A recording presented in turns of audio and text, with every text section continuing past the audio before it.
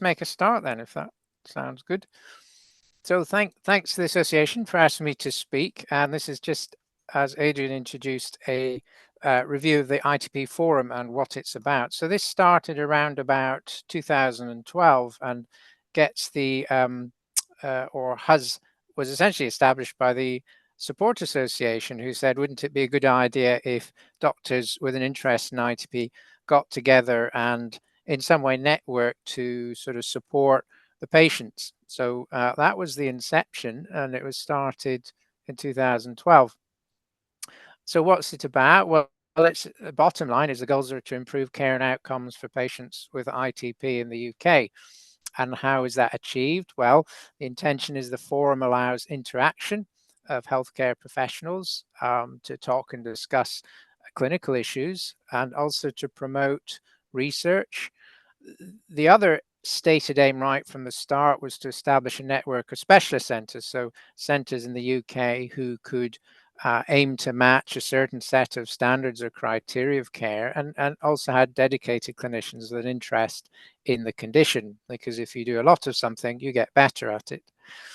And also the forum was an opportunity to promote best practice and provide an element of education. So those are the goals of the forum. And it's free. It is intended to be inclusive, so that can make up various different healthcare professionals, but particularly hematologists, pediatric hematologists, nurses, and also there's patient representation in the forum. It's gradually built, so it started with about 20 members. We're now at about 130 odd. And apart from its various activities, we try and meet at least twice a year. That was somewhat curtailed during the pandemic. And importantly, there's a nurse forum. Louise Taylor is chair, nurse consultant at Barts in the London. And she's been carrying out an active program of audit and mentorship and support for what's quite an early developing process of nurse specialists supporting ITP. In terms of practical outputs then, the forum has a website, again supported by the ITP Support Association, and that's very useful for signposting a number of things. The ITP clinical centres can be identified from the website, but also guidelines, research, what clinical trials are there, ITP apps as they come along, which are helpful. And also we've developed a few templates that can be downloaded from the website. I've got one there for perioperative care, for example. So I think it's quite useful to have a document, an electronic document that connects up the surgeons and the hematologists when you're trying to plan a piece of surgery so that everybody knows what's going on. So for centres who don't have their own local documents, downloading those from the website can be useful. And then we've tried to provide guidance and best practice in part through education. And we've had various presentations at the British Society of Hematology meeting, for example, but also by publication. And we did a review of practice on TPO-RA some years ago when it was quite a novel treatment. And work with the British Society of Hematology that produces guidelines that are widely looked at by UK hematologists. So we did a good practice paper on prevention of osteoporosis with steroids.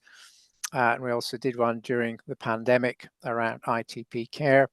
And I think you've already covered the shared decision-making document, but again, we work with the ITP Support Association with Adrian leading on shared decision-making.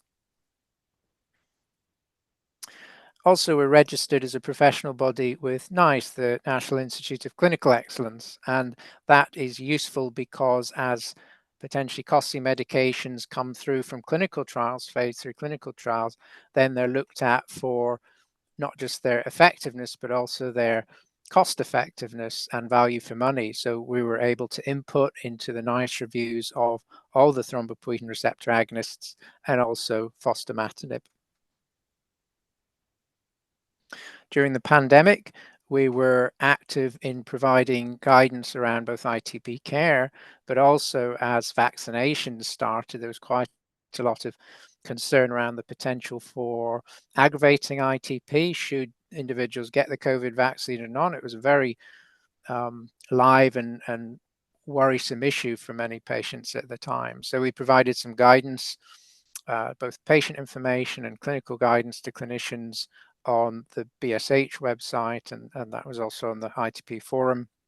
And at the time, we also set up a national MDT, which was done online, and clinicians could bring difficult cases to have discussions around and support them around issues of vaccination.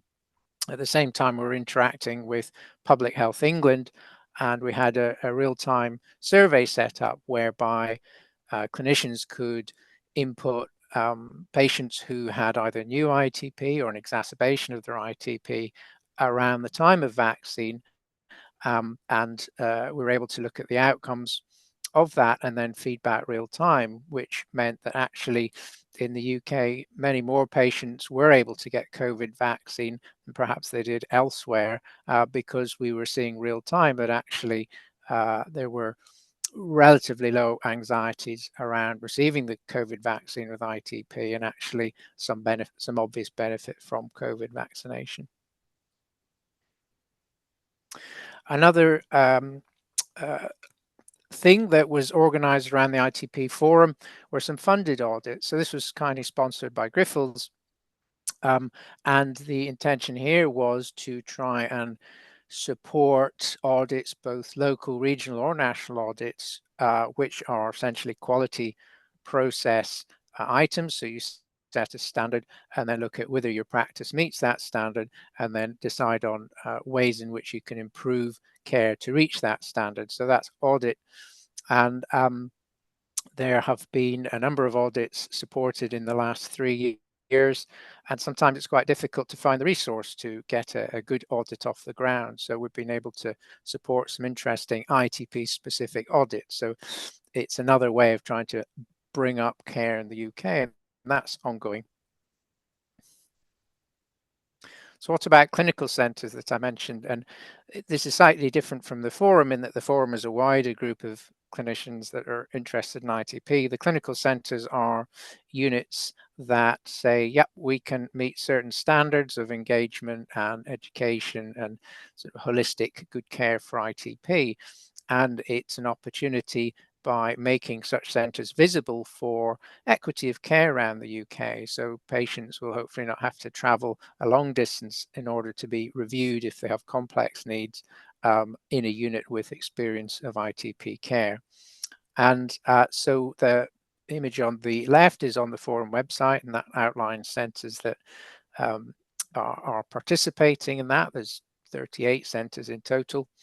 And we audited as an electronic audit, how well the centres were meeting the set standards in 2018.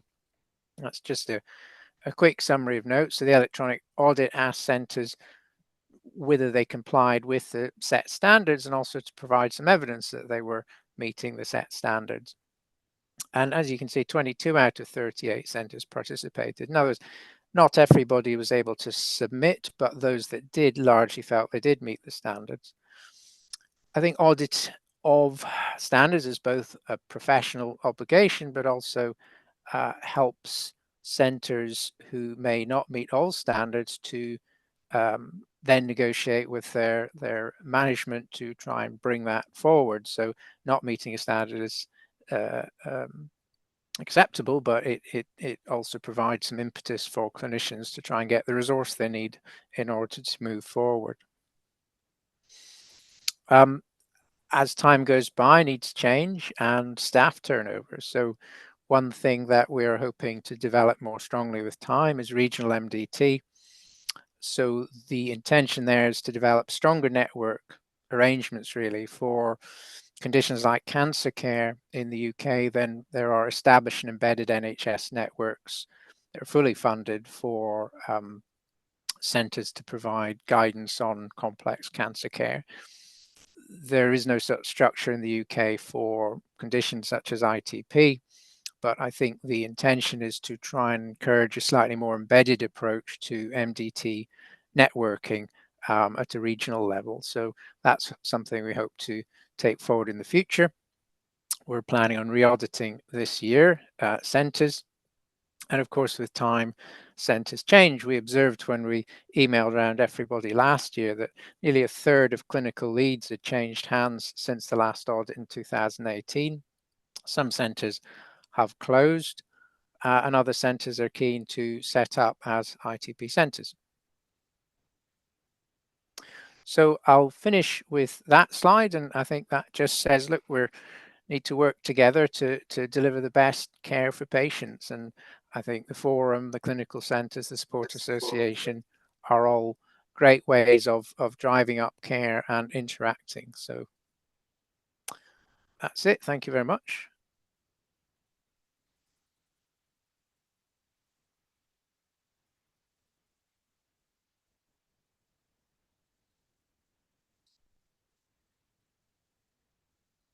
Thank you, Quentin. That's excellent. Is there any specific points to Quentin relating to that? But